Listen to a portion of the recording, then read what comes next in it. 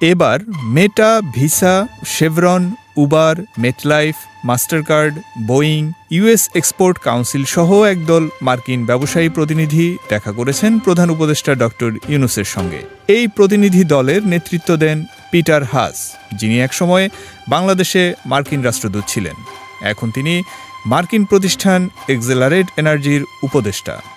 Peter হাসের সঙ্গে ছিলেন আমেরিকার সাবেক উপসহকারী পররাষ্ট্রমন্ত্রী নিশা দেশাই। তিনি এখন দি এশিয়া গ্রুপ নামের একটি মার্কিন থিঙ্ক ট্যাঙ্কের উপদেষ্টা। পিটার হাসের নেতৃত্বে প্রতিনিধি দলটি ডক্টর ইউনূসকে বাংলাদেশের সাথে অর্থনৈতিক সম্পর্ক এগিয়ে নেওয়ার অঙ্গীকার করেন।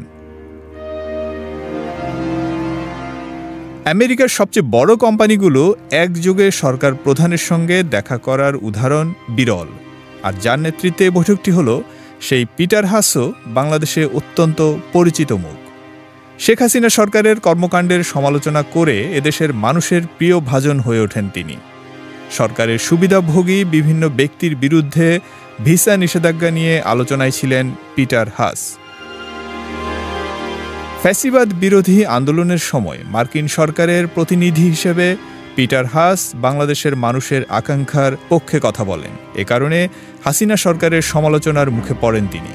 শেখ হাসিনার পতনের পর নতুন পরিচয়ে বাংলাদেশে আসেন, একাধিক বৈঠক করেন ডক্টর ইউনূসের সঙ্গে। এবারের মিশন বাংলাদেশের অর্থনৈতিক অগ্রযাত্রায় সহযোগী ভূমিকা পালন।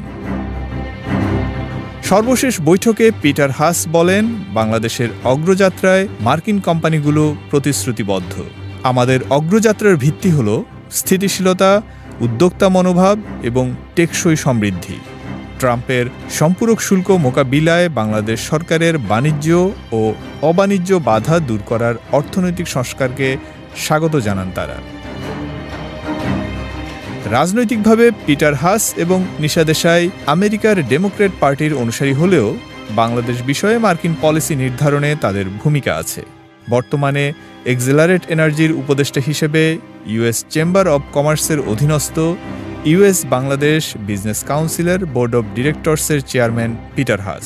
সে কারণেই প্রধান উপদেষ্টার সঙ্গে বৈঠকে মার্কিন ব্যবসায়ী দলের নেতৃত্বও দেন।